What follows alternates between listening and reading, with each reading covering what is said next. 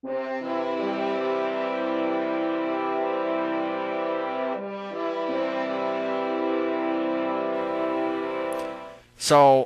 all of a sudden, things worked out. I was back in the United States. You know, I'm as soon as I get back, as soon as I get done with the jet lag, my mother-in-law says you need to get a job. So I went on Dice. All I did was change my phone number to a domestic U.S. phone number. Within 20 minutes, somebody calls me, and I had a job. Didn't have a car. The car presented himself where I bought a car for $1. It was a Volkswagen. It worked long enough to get me back and forth to work. $1. I didn't actually pay the dollar. It just, I mean, it was like it just materialized. And these things were going over and over and over like clockwork. I mean, I had nothing to worry about. I was on this pipeline, and that pipeline has, I mean, that pipeline hasn't changed. I'm still on this pipeline. Everything that's going on in my life right now is just a result of this.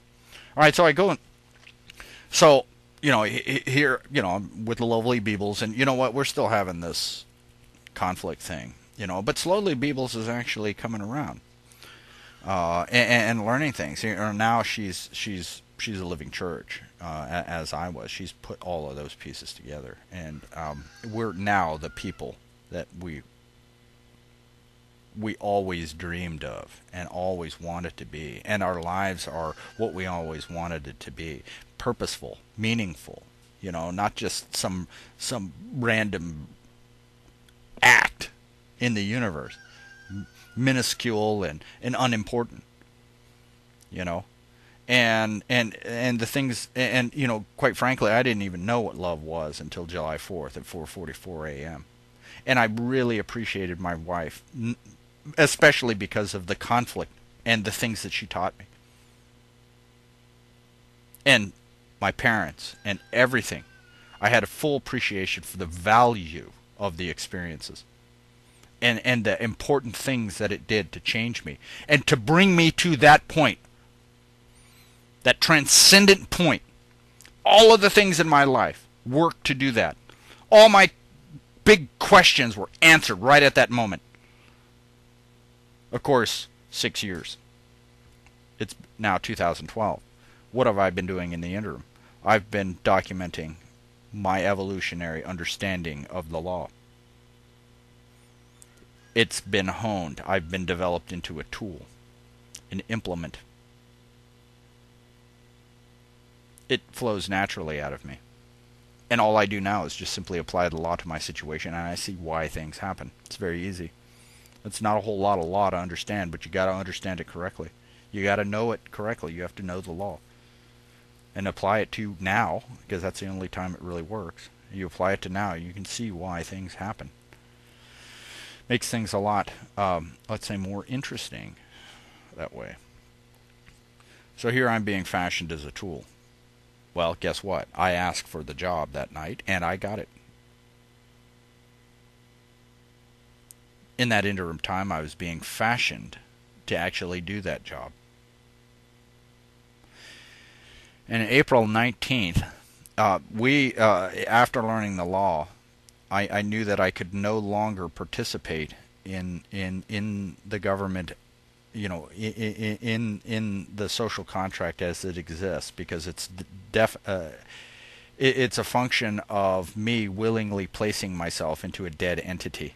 When I'm a person or a U.S. citizen, that's a dead mental construct. You're no longer living. You're technically the dead.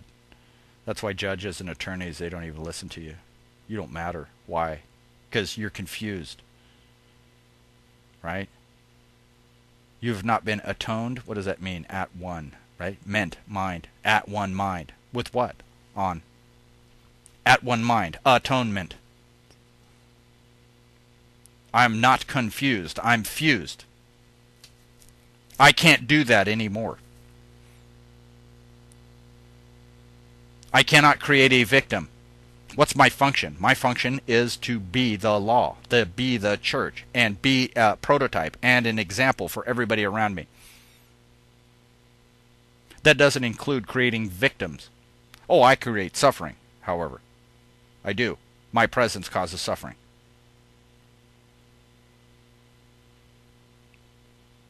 Suffering and its relief starts and ends in my experience. Anybody out there? That doesn't mean that everything's hunky dory. Sometimes the hardest things are not what you would consider nice. People need the truth, and that truth sometimes is uncomfortable for most people to take. Once they understand the truth, then it becomes very easy for them. But boy, man, admitting that you're wrong, that's hard for egos. Very hard. That's one of the problems. So, July 19th.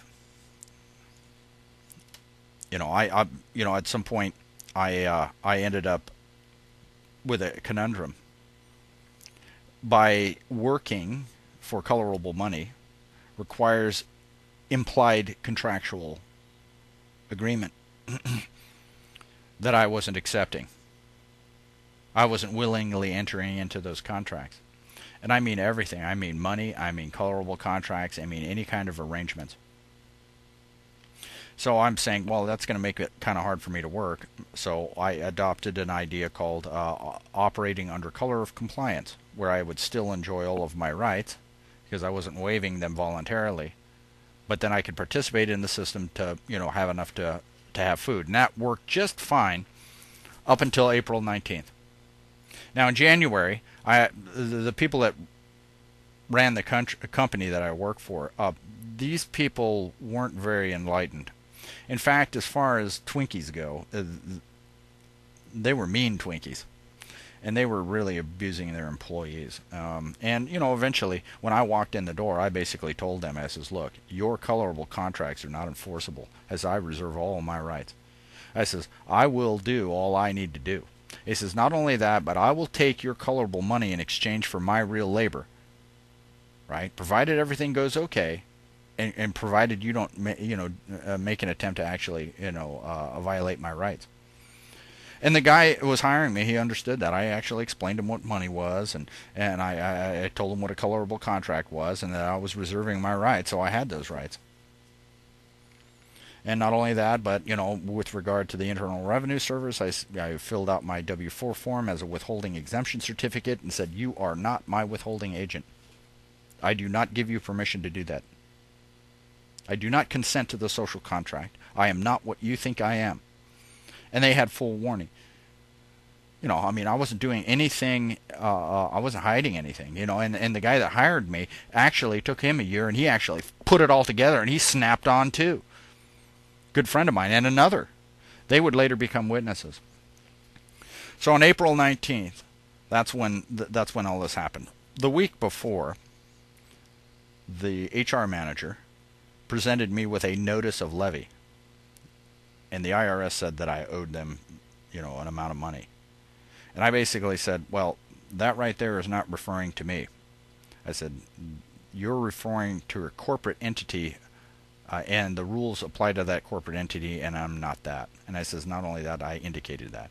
And then you look at the back of it; it's contractual. So there's a bunch of little excerpts out of the USC, the U.S. Code regulations, federal regulations.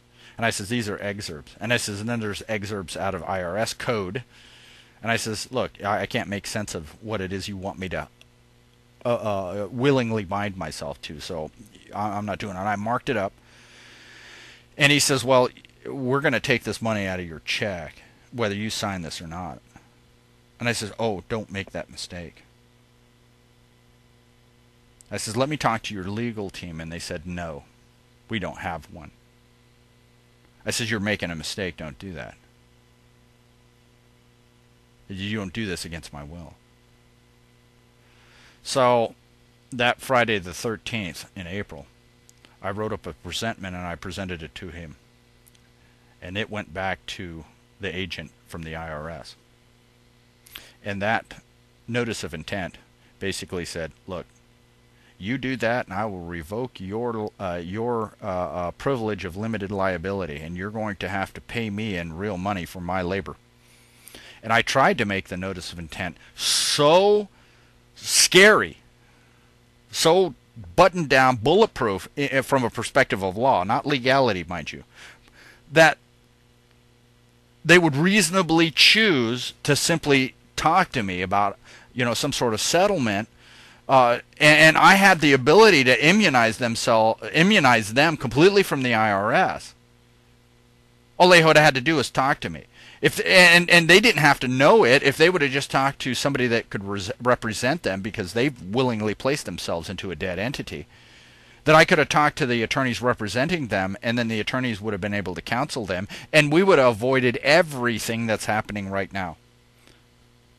But what they did was, the agent for the IRS read my presentment, called the Department of Treasury, and I was visited by 2 Treasury agents that said to me, first thing they said to me, which was a big difference from the Secret Service, is we will in no way do we intend or infringe on your rights. And okay. So I demonstrated my knowledge of the law to them. I talked to them. I demonstrated that I was not a threat, that, if anybody commits a crime against me, I would forgive them. I said, that doesn't mitigate the consequences. And then they said, well, your company is about to commit a crime against you. What do you intend to do? I says, well, I intend to forgive them. I said, vengeance is mine. That's the scripture. I said, I don't have to act here to be made whole. It'll take care of itself. So technically what they did was, these were law enforcement agents with the Treasury who knew of a crime about to be committed, watched it being committed, and instead of doing their duty, let it be committed.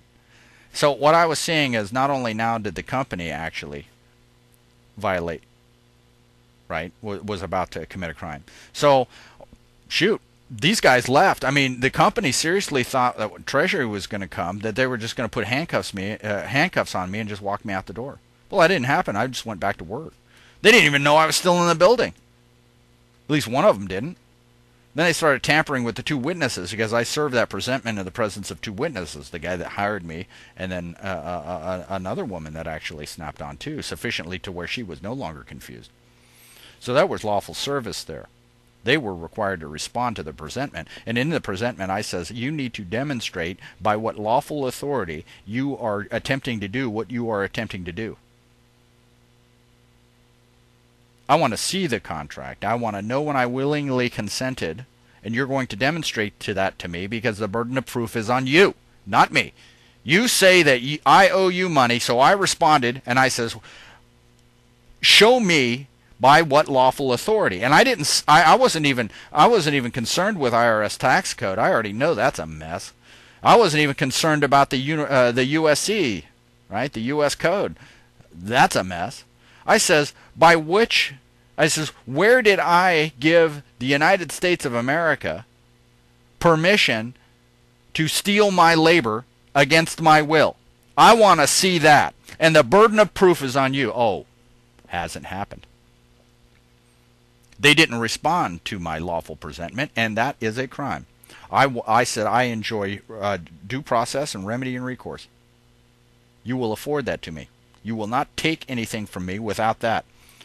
It really didn't matter. So the company came down there, and there was this guy trying to physically intimidate me, but that wasn't working.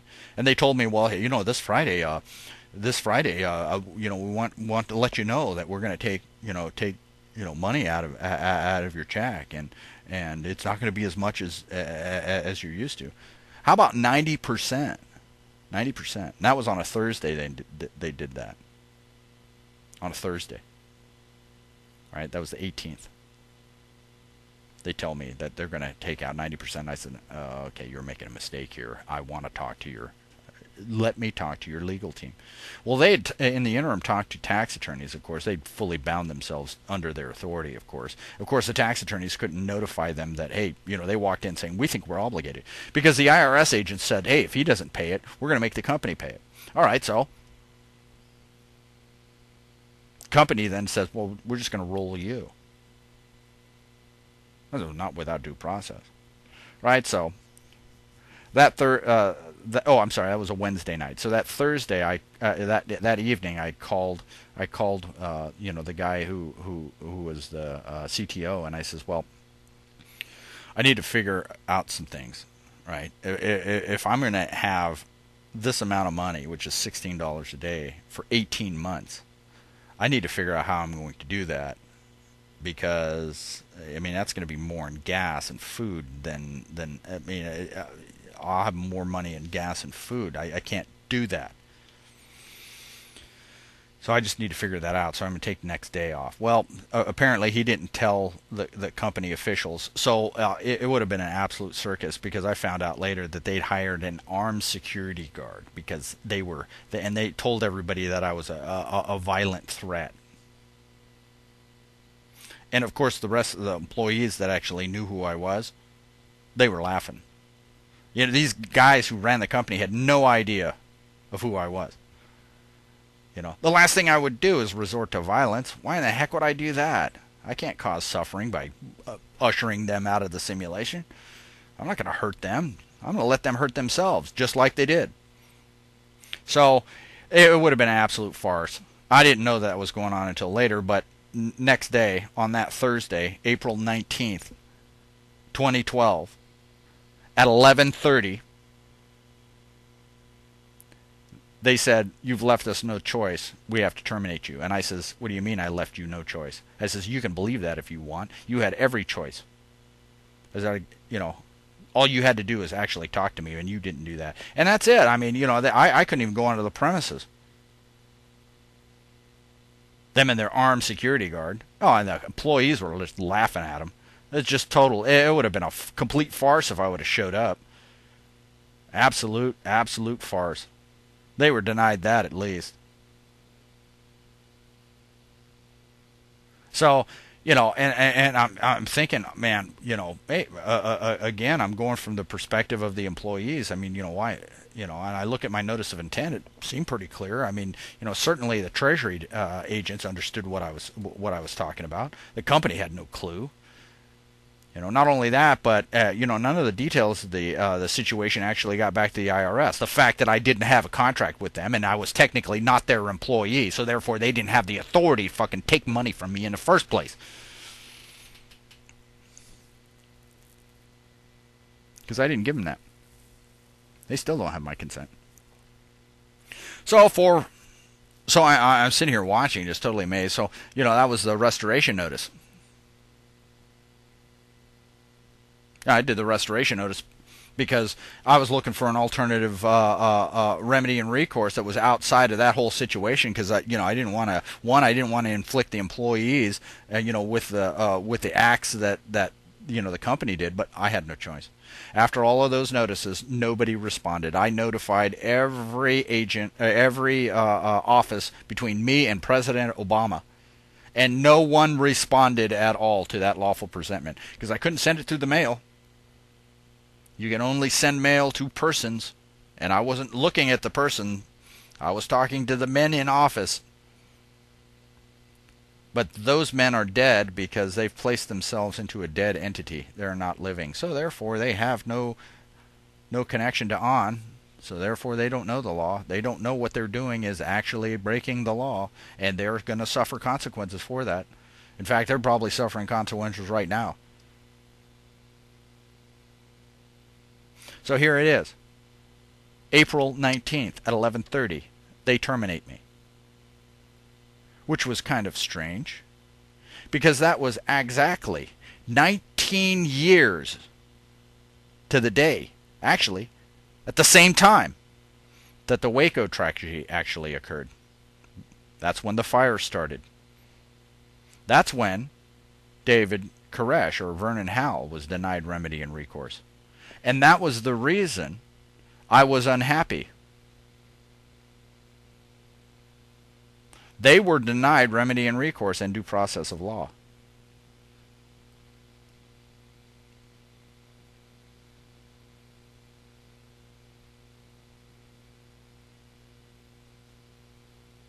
Due course of law.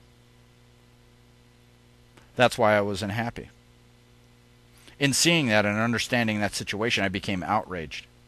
See, I didn't really understand that situation when it occurred, and I thought, well, hey, he's a religious kook. He deserved what he got. And I actually was exposed to it, and I says, wow, how did they sweep this under the carpet? Sonny Bono didn't want that to go away.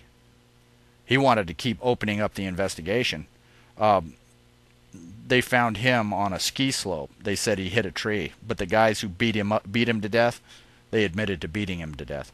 And it's because Sonny Bono wouldn't allow that to be swept under the carpet. I mean, Sonny Bono in the Senate hearings, or House and Senate hearings, he was crying when he was listening to the testimony of the survivors of the Waco siege, talking about what happened. He was visibly upset and wouldn't let it die. Of course, they bagged him.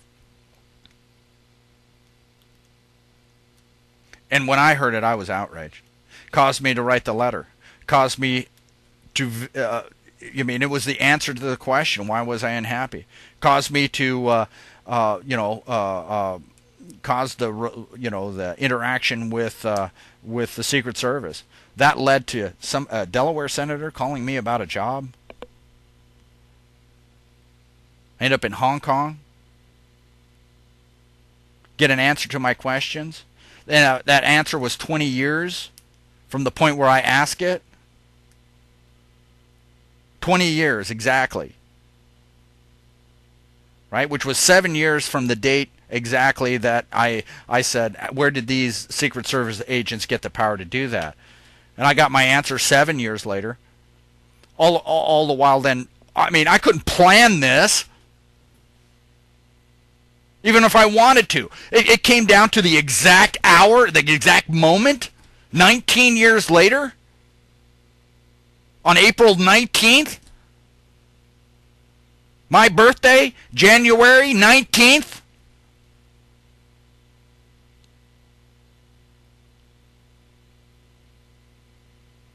I don't think so. You want to believe in a coincidence like that?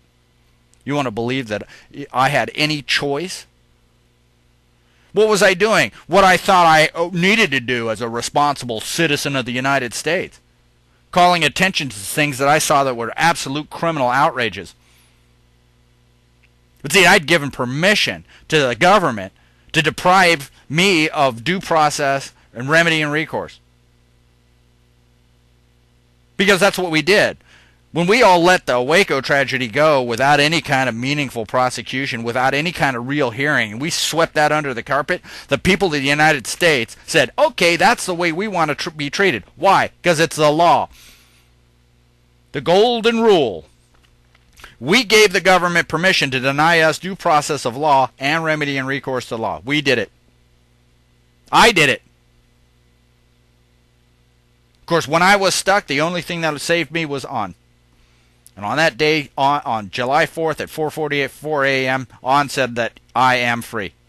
So all I've been seeing since the 19th of April are people who are wholly ignorant of the law,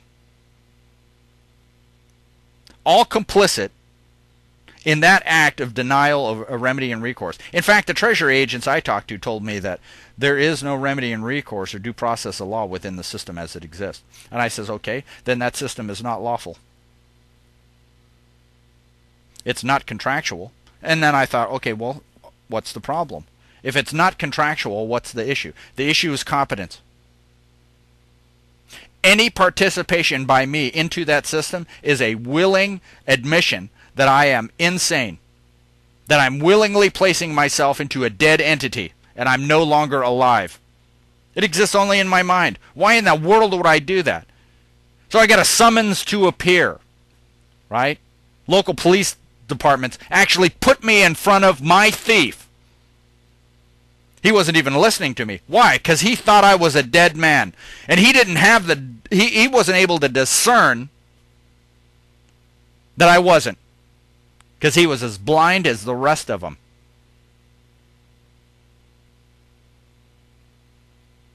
Funny thing.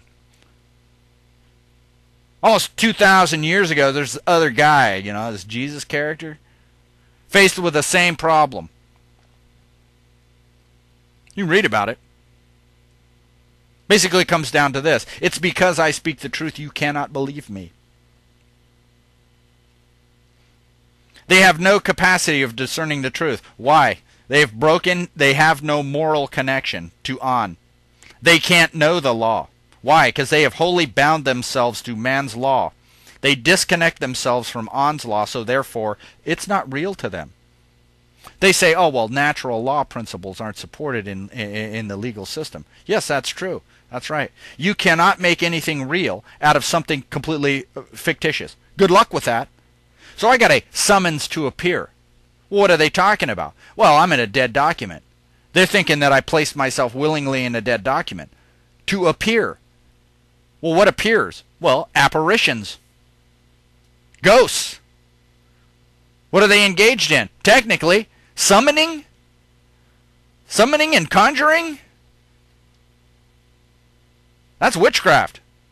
Not only that, but they want me to appear? I can't disappear, so how do I appear? I'm a real man. I'm not a ghost. I'm not dead either. I can't participate in your system. I'm sorry. You want to talk to the dead. That's necromancy. The church set this up long time ago. The church is dead. Most of them are 501(c)(3)s. The rest of them, really, honestly, I don't think molesting little boys is really what On really has in mind for us as far as, righteousness. Doing the right thing instead of the left or the wrong thing. And quite frankly, the Pope driving around in the Pope-mobile, he doesn't enjoy divine grace and protection. I know that. He's afraid. Oh, he should be too. He doesn't know the law. On's going to take him out. And all this time, I've been trying to tell people, hey, look, you're making a mistake. Here, let me show you why you're making a mistake. They don't even talk to me. They can't hear me. I'm beyond my capacity to help them. I try to handle this in a discreet way. And it is they that are forcing it out into the public venue, not me. They are doing this. Had they simply talked to me and let me, exercise mercy and forgiveness, we could have come to an arrangement and all accounts would have been settled. But no, they want to force it. Okay, you just go ahead. So far, I haven't seen anybody acting under color of law that hasn't violated the law. They're all complicit. Even those ones that say they're helping me. Especially those. They're not helping me, they're just hurting themselves. Yeah, the guy says, well, they want you to fill out this form to tell them, all of the stuff that you own. I says, I can't do that. That means I'd be party to you taking my stuff from me, and I'm not going to cooperate with my thief and empty out, the property. And he said, well, I don't understand why you do that. I don't understand why you can't do that, but you're willing to just let the U.S. Marshals come and pick you up and you'll cooperate with them. I says, yeah, the law doesn't compel performance. What you're not going to do is make me complicit in a crime that you're perpetrating against me. You won't do that. I'm not going to do that, especially after I notified the thief exactly that I knew what he was. I mean, it's like this, folks. I mean, if you want to say that you have to, obey man's law because God tells you to or On tells you to, right? You just think about that, right? You think, okay, you're a woman, you're asleep, you're confused, and you wake up and somebody's raping you. And you say, hey, wait a minute, stop. And the guy says, no, you were asleep, so this is okay. That's what they're telling me here.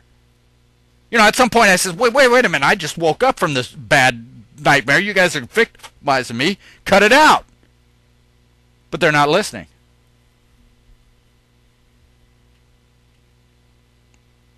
They're pushing it to a point where On says, okay, that's enough. At some point, what I'm talking to you guys about is going to get to a man that actually does know the law, at which point a lightning bolt will come down through the top, all the way down the chain, and just everybody who was party to it is going to get smacked. And that doesn't even have to happen. Because I don't know if there is another man on this planet that actually understands the law as I do. If he's there, he can present himself. He's got 4 days. He should have all the resources in the world to achieve that. Let's have a discussion. We don't need to do this.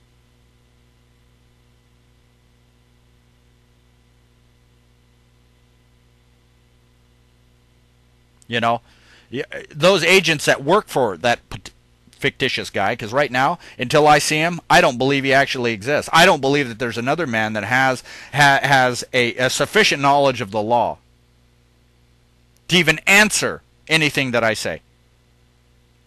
Certainly not anybody that I haven't directly talked to through the site materials.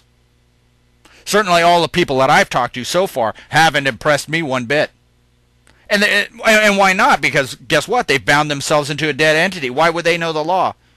Why would they be anything else but confused? And it's obvious, because if they would have known the law, this wouldn't even have happened. But it had to happen, didn't it?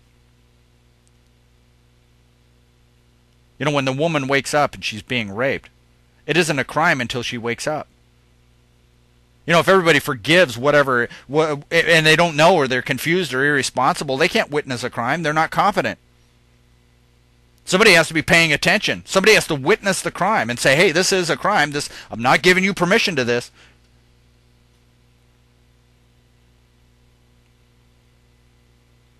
It's a tool. I'm a tool. I'm witnessing the crimes here. Because until somebody who is competent and views the crimes as they exist, nothing's going to change, folks. Because if everybody on this planet gives the powers that be, or at least think they be, permission to do it, then no crime is being committed here. I don't care. And unless you know when you gave them permission, you think, you know, that's why withholding consent is so important, folks. I'm telling you. Because they can commit crimes against you all they want, but until you recognize it as a crime, you tie On's hands. On can do nothing. Why? Because you're doing it. It's necessary. You need the suffering. And it cannot stop. So am I angry? Absolutely. Am I happy? Absolutely. Why am I happy? Well, I'm supposed to be angry because, that's, generally that's it. Can I forgive them? Oh, absolutely. Oh, yeah, they're forgiven. There's an outrage. But see, outrage is what overturns precedent. The precedent right now in the United States is the government can come in and do you've given the government permission to come in and take all of your stuff, imprison you, force medicate you, feed you poisonous food, and there's nothing you can do about it because you gave them the permission to do that. And you don't know when you did that because you didn't demand from them, hey, wait a minute, when did I agree to this? Exactly? And by what lawful authority do you do this stuff? Because I don't remember actually seeing this. And why would I have agreed to that in the first place? Why would I give you the permission to treat me like a dog or a slave? Not even a dog or a slave. I mean, the dogs in this country and the animals in this country get treated better than the people. It's why? Because they're all identified as persons. They have no rights. They gave them all away willingly, unconsciously, incompetently.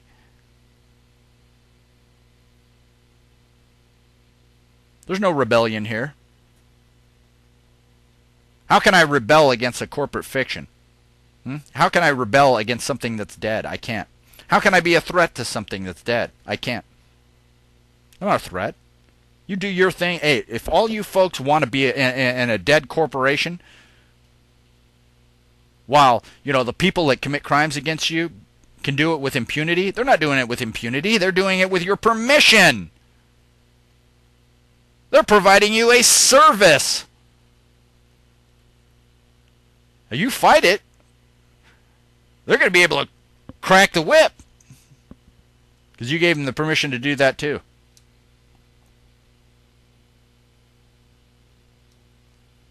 So here I am in this life, this channel, this script that I'm going through, and I'm watching these people, doing this, and I'm trying to help them, and I can't.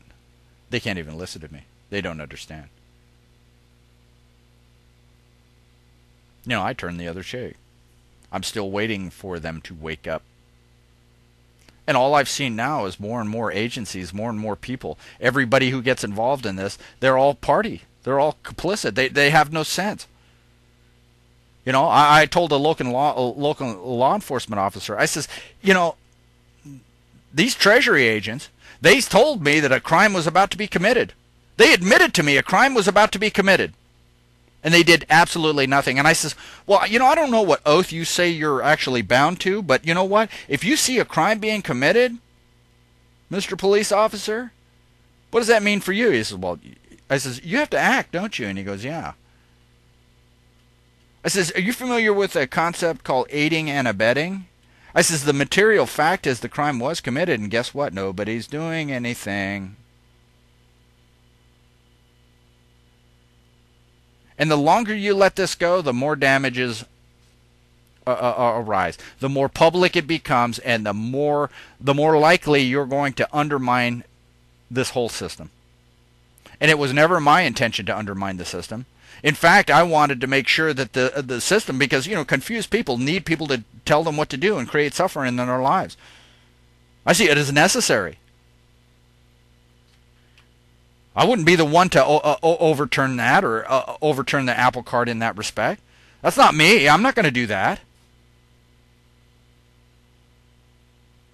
These people. There's a lot of people that need this. Exactly. Why would I? I want to make sure that you have the lawful authority to do that. You do if you allow me to remove my consent and walk away from the system. Well, I'm not going to walk away from the system naked because I've never been paid for my labor. And I'm not talking about a lot. I says, and I'm not talking about a no interest. Make it a gift, and I'll ensure that whatever it is that you put up is returned, because at that point I can enjoy abundance, and it won't be very long to where I could just give more back. But see, they won't even go there. This is about forcing the slaves to do what they say. That's what this is about. There is nothing about this that has anything remotely to do with decency or law. This is just criminal lawlessness. This is specifically designed to make me an example. The more public, the better. But folks, I'm going to let them. And I don't care if they end up putting me in the ground.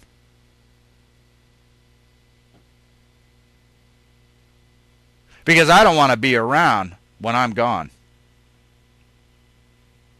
If these guys do this to me, guess what? You're next. Look around. Look at the news. You see what they're setting up now? It's right there. Is that what you want? Huh? I know you're afraid. See, I'm taking all the risk here. All of it.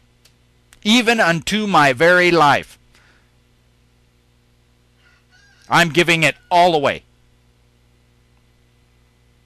Local law enforcement says, well, we're going to set up this meeting with the IRS, with Treasury, and they made it sound like there's going to be some sort of negotiation. They didn't even talk to me. He says, but, you have firearms, and that could be viewed as a threat. I say, hey, no big deal. He says, well, we'll buy them from you. I says, why would I sell them to you? And I talked it over with the lovely Beebles, and we decided that, hey, wait a minute, if they're afraid of this, we'll just give them to them. So we did. I gave all of my firearms and all of my ammunition over to them freely with no obligation, so that they didn't have to worry about me being a threat. Guess what? It made it worse, because they don't understand. See, what they expect from me is for me to get mad and retaliate, to give them the power to retaliate. That's what they want from me. I'm not going to do that. In fact, I'm not going to appear to their kangaroo hearing. Basically, and I told local law enforcement officer, I says, hey, as soon as that federal warrant is issued, just tell me who to present myself to, and they can put the handcuffs on me and do whatever it is they want to do. I am not going to stop them from committing a crime. I'm going to let them. And I'll stay in that cage as long as they can stand it.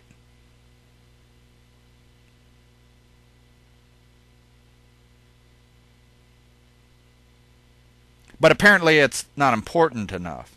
I have support, yes.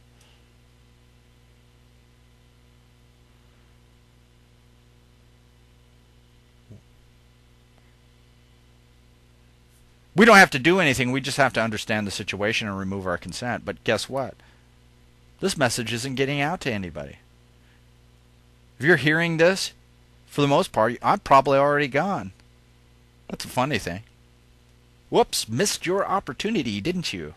Wouldn't it have been nice to actually talk to me? Huh?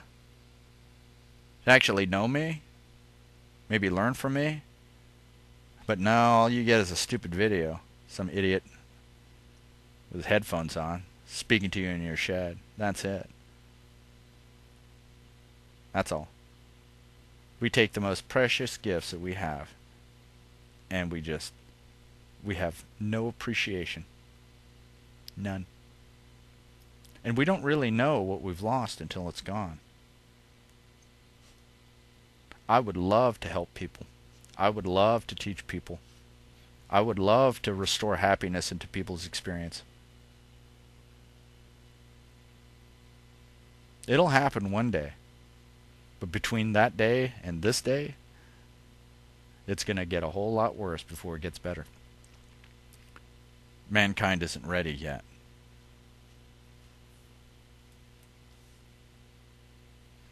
They weren't ready 2,000 years ago either.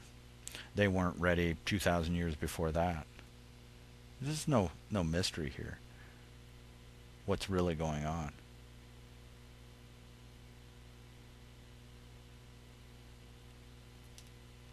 It could have been anybody, but it was me. In fact, I'm not the only one. There are others that are right there also, but guess what? We don't get to hear them. We get to hear the people that spread fear and lies. The people who don't know the law are teaching the law. They have no concept of it. They think that because they can think it in their head that that's the law. That's not the law. You don't want to live in a world like that. They certainly don't want to live in my world, because I couldn't trust myself enough to come up with rules that you need to obey.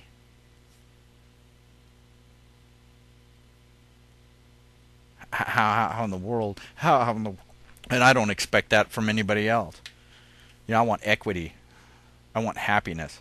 And as long as you don't infringe on me or take away my freedom or take away my rights, have at it.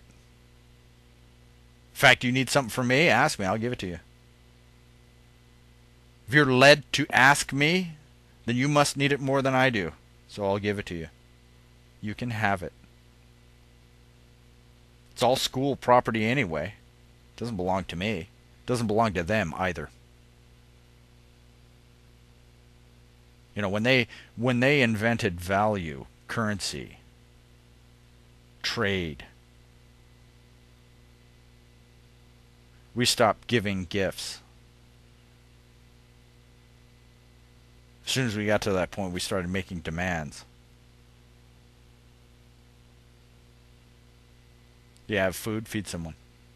They're hungry, feed them. You have a need, somebody has something, fill the need.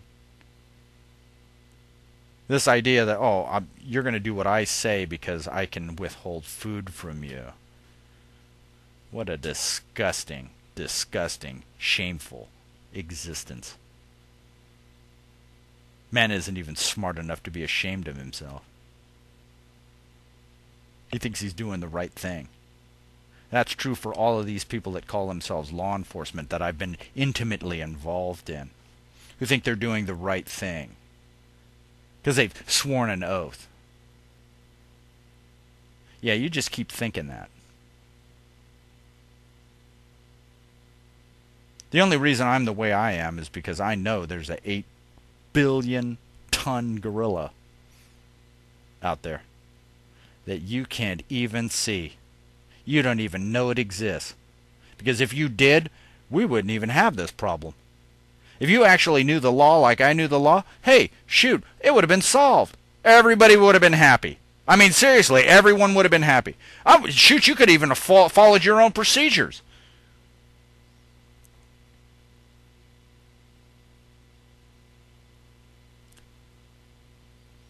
You're letting the bad guys escape. You're punishing the good guys. That's the behavior of bad guys. I'm not surprised that law enforcement has such high rates of alcoholism and suicide and drug addiction. Doesn't surprise me a bit.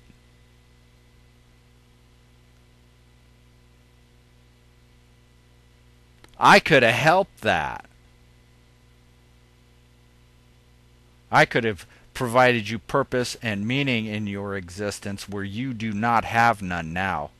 All you do now is just commit crimes in complete ignorance and don't realize the effect that it's having on your experience. But go ahead. I'll turn the other cheek. Commit all the crime you want. And this is for the guy who thinks he runs the place. You don't. You are going to find this out.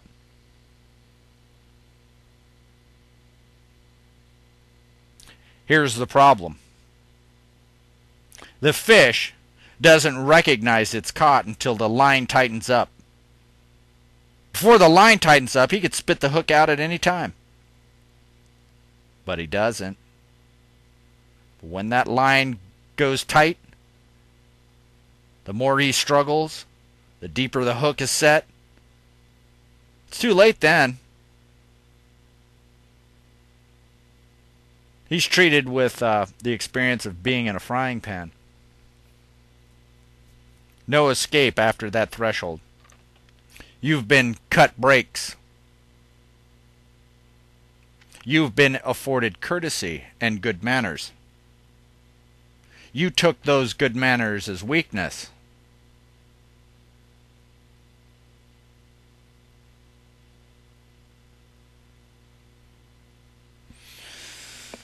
There is something in this universe called justice. The confused have none.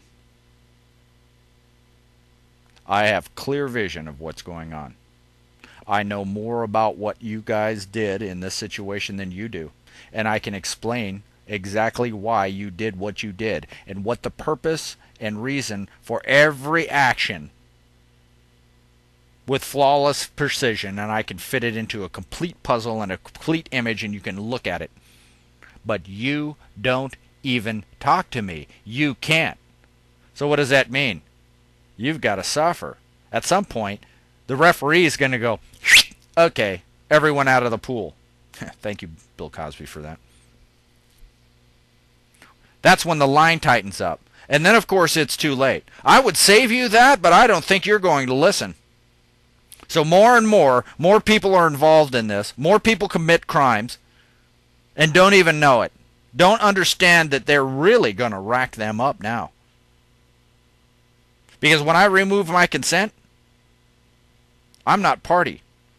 When you commit a crime against me and I consent to it, then it's my fault and I suffer the consequences. When I remove my consent, guess what? You suffer the consequences.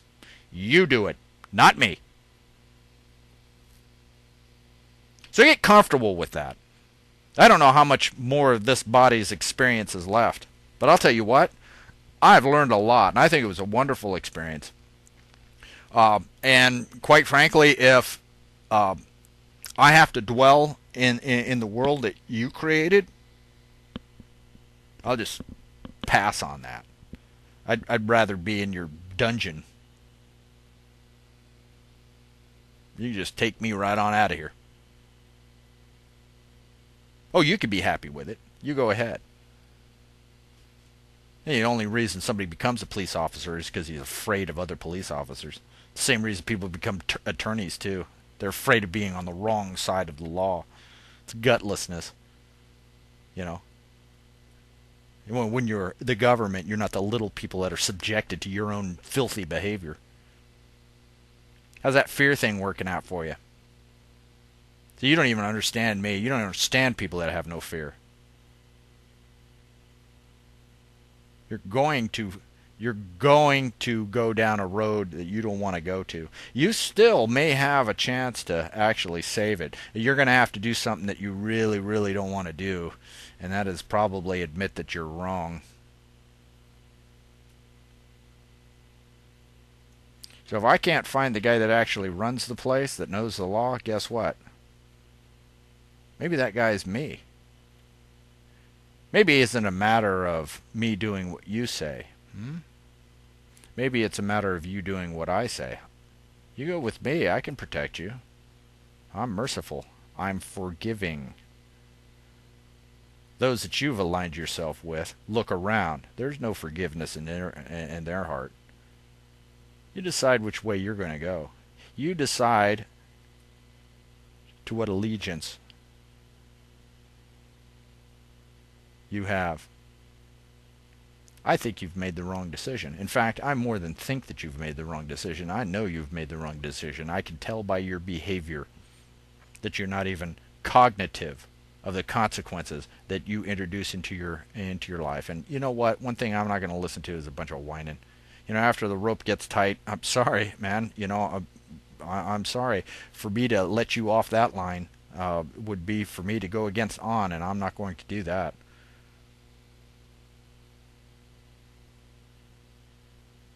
Where is the decent people?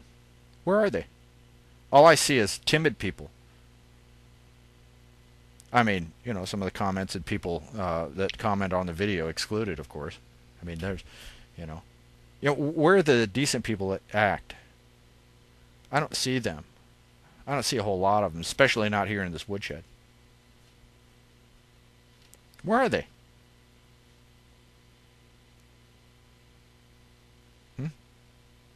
We're just gonna end this. That's it. Great plan, guys. Man, the dead end. We're getting it set up to right now to where, you know, nobody makes it here. Now, you might be comfortable with that. So why are you helping these bums? Oh, you can forgive them. Why are you listening to them? You guys just do whatever little crime you want to do. Just pretend there's going to be no consequences. I've already seen consequences. Somebody act. Nobody understands what love is. Nobody understands what forgiveness is. Nobody understands what mercy is. The idea here is I have to do what you tell me to do, even if I don't want to. I don't choose to be your slave. I don't want to do what you want me to do. I want to treat people fairly. I want to listen. I want to love people. Grow and learn from them.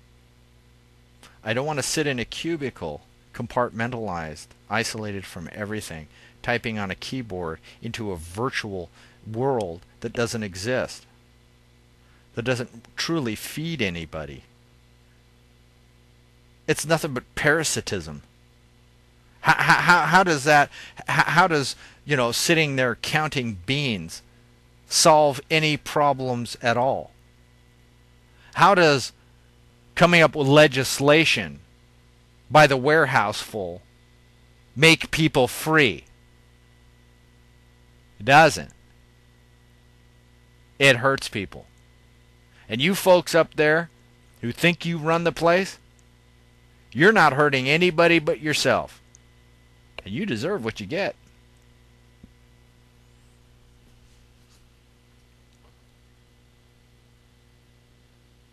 It's been a great experience, folks. I really enjoyed the movie.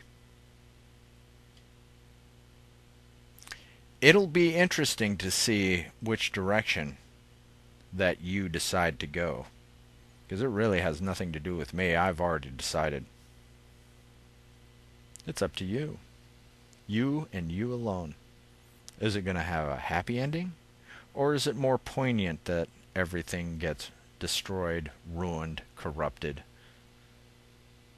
such that there is nothing redeeming about man's experience except don't let it happen to you. Hey, it would be useful to all the other civilizations that are looking. Oh, look at man.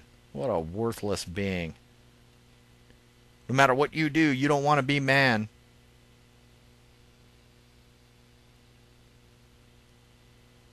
He had everything and just destroyed it.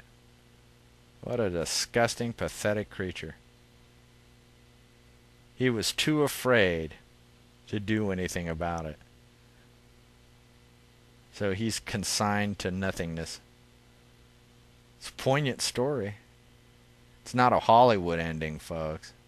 If you want a Hollywood ending, you're gonna have to choose that. Right now, I can look in the news. It ain't gonna go good for us. It's not going good for people right now. They're burning things. There are people angry. There's hate. There's vengeance. And we're full up. There is no charity. There is no compassion. There is just lawlessness, reprobate criminality. And unfortunately, those that are most responsible are the ones that should know better and don't. You know, who am I? I'm just this guy that had this interesting life. It really wasn't that interesting. It was basically a series of suffering until the point where I said, that's enough. It's not over for me in this now. But that doesn't mean by the time that you actually see this that this body is still living. I'm living, but the body may not. It's okay. If I could just give my life and make it all better for you, done. Not even a second thought. Torture me, put me in a cage, doesn't matter. Kill me immediately. If it would bring you to a point of actually making a decision that is in your best interest, such that you can conquer your fear and realize and have the kind of wonderful experience that I'm having right now. I mean, right now, it would be worth it. Not only that, it'd be worth it for being able to transfer that to one other man or woman or child in this world. To just simply, hey, I'll give it all away if you can just glimpse what I see and be how I am.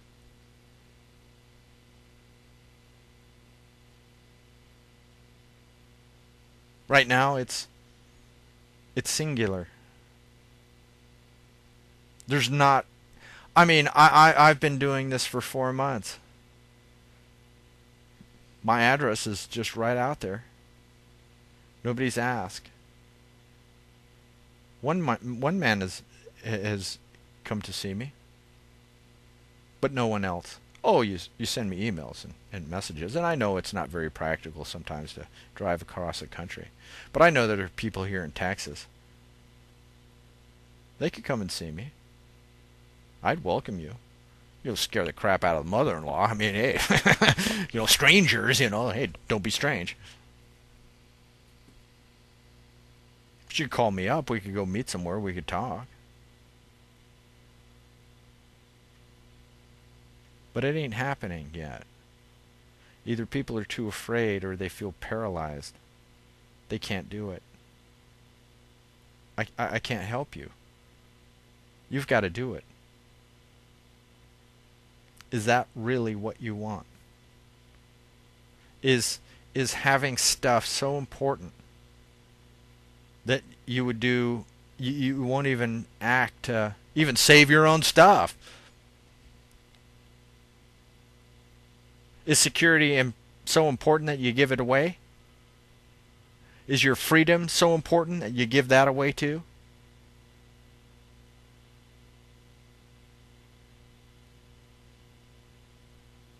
What are you doing here? Even if there wasn't a purpose to your experience, why this? Huh? I mean, just look at it at a pure left brain logical perspective. Hey, let's just let's just destroy ourselves, man. We'll just light the fuse. Like a pop bottle rocket. Launches in the sky but doesn't pop. It just fizzles out. No ooh or ah. That's it. It's wasted.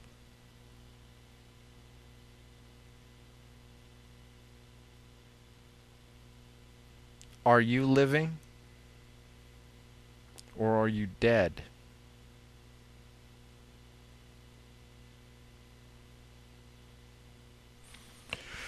Probably found in, what is it, a special admiralty or maritime jurisdiction. Law of the sea. You're below the waterline. You step on a boat, which is the judge's boat, he's king of his country. It's all commerce. Law of the sea. You know, in the end, and shoot, you place yourself into a dead entity, you're dead. You are the dead. You know, in the end times, they say that the sea will give up her dead. I wonder if that was symbolic. Not literal. What do they mean by dead? Do they mean people who put themselves into a dead corporate entity, a corpse? A corpus? A dead body? Is that what they mean by dead? Was Lazarus actually dead or just simply excommunicated from the church? How did Jesus resurrect him? How did Jesus put life into him? Maybe it's not as hard as we think. Maybe it's not as miraculous either. Huh?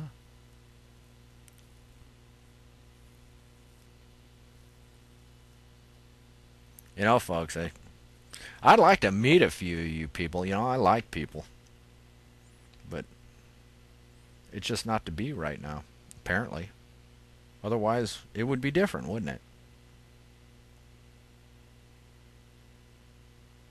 I'm waiting for people who say they're good people to actually be good people.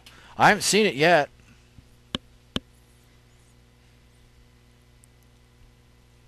Law and order.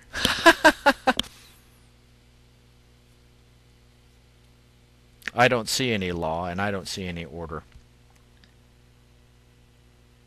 I don't see democracy either. Not that I really want the mob controlling anything in the first place. What I see is almost total corruption of everything that man is doing. And it's obvious.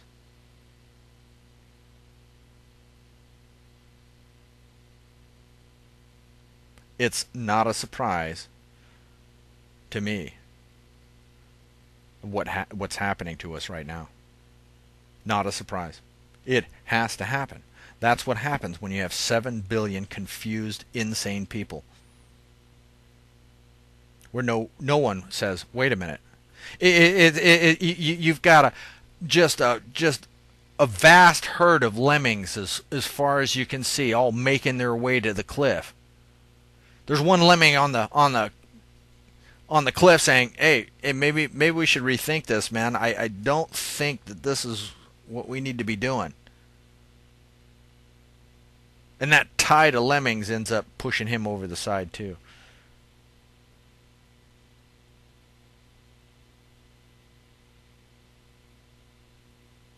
Wow. What are we doing here? To our deaths then. Yeah, onward. Not even an honorable death. It's just miserable and pathetic. You know.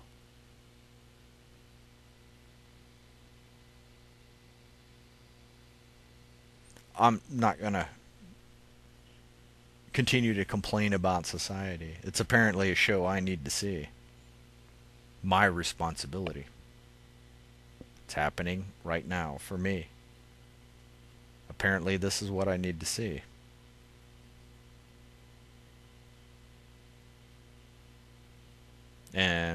if it goes the wrong, if it goes the, if it goes towards Walt Disney or if it goes the other way,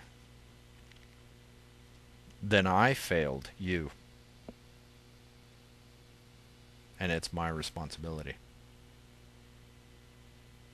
I will try and try until there is not life in this body. I will give all I have and more. It's worth it to me. I've already decided that there's nothing that I have. I'll give everything I have.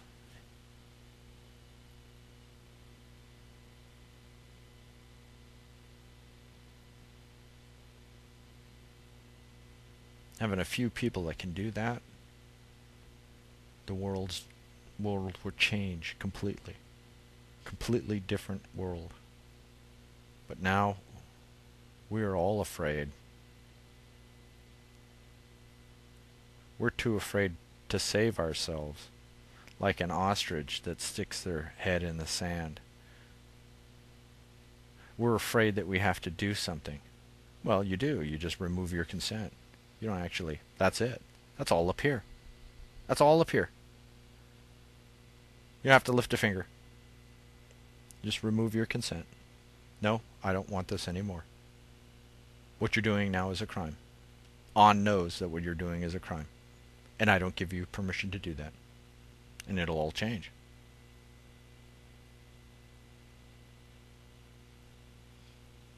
I'm isolated. I don't see it happening. Too few people. Too few people. I guess it's too much trouble. Well, folks, it'll be interesting to see how this life ends. It certainly has been interesting to watch it unfold. I want to thank you all for your part in it. You have been immensely valuable to the lesson. I mean, that's true for everybody in history. Everything that man has done, everything that I've been exposed to, has been just outstanding and flawless. Flawless. It's been a nice show.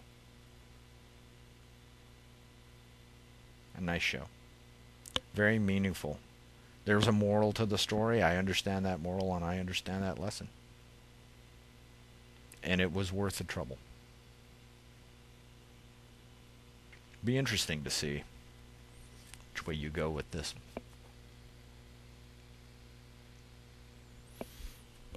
I'm Roage